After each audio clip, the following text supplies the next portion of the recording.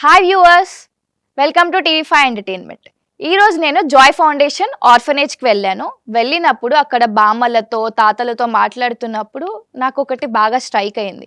అంటే వాళ్ళు చెప్పిన పాయింట్స్లలో వాళ్ళు ఏమన్నారంటే, టీవీ ఛానల్స్ ఏవైనా మా దగ్గరకు వచ్చినప్పుడు ఫండ్స్ మాత్రం రైజ్ చేయరు, స్పాన్సర్షిప్స్ కానీ ఈ ఫౌండేషన్కి పంపరు, మా బాధలతోటి మీరు ఎమోషన్స్ యూస్ చేసుకుంటారు అని చెప్పేసి వాళ్ళ బాధలు మాకు చెప్పడం జరిగింది.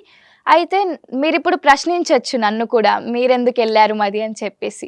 నేనేంటంటే వృద్ధులు ఎలా ఉంటున్నారు, ఆ ఆర్ఫనేజ్‌లో వాళ్ళకి ఎలాంటి ఫెసిలిటీస్ ఉన్నాయి, ఏ సిట్యుయేషన్స్ వల్ల వాళ్ళు అక్కడికొచ్చారనేసి నేను తెలుసుకుందామని వెళ్ళాను. అలాగే at the end of our video నేనేం చెప్దాం అనుకున్నా అంటే, మీ అందరికీ గానీ, చూస్తున్న ఆడియన్స్‌కి గానీ, వీళ్ళకి ఇలాంటి సిట్యుయేషన్స్ ఉన్నాయి, మనం ఫండ్ రైజ్ చేయొచ్చు, హెల్ప్ చేయొచ్చు అని చెప్పేసి. అక్కడ నేను ఒక బామ్మ నుంచి ఒకటి బాగా నాకు ఇప్పటికి కూడా మనసులో గుచ్చుకుంటున్న వాక్యం ఏంటంటే, నేను ఛానల్ పేరు చెప్పలేను.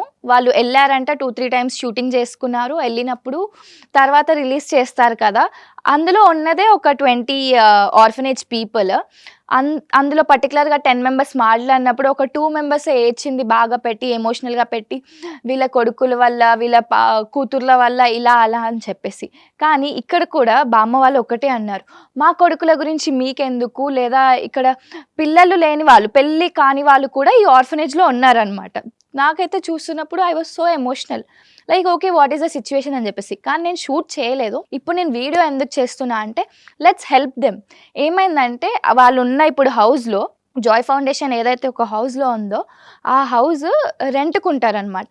ఇప్పుడు వాళ్ళకి ఒక 3, 4 డేస్‌లో పిటిషన్ వచ్చింది, like from their owners. Like ఎళ్ళిపోవాలి ఆ హౌస్ నుంచి, వేరే దగ్గర రెంట్ తీసుకోవాలి అని చెప్పేసి. ఆ ఓనర్ మళ్ళీ హౌస్‌ని కొలాప్స్ చేసుకొని కొత్త బిల్డింగ్ కట్టుకోవాలనుకుంటున్నాడంట.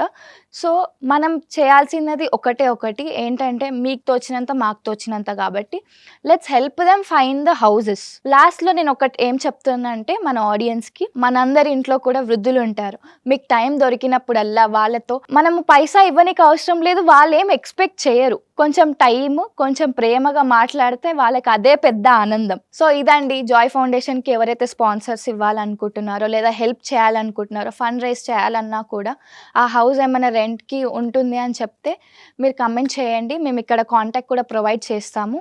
మీకు అర్థమైందని భావిస్తున్నాను.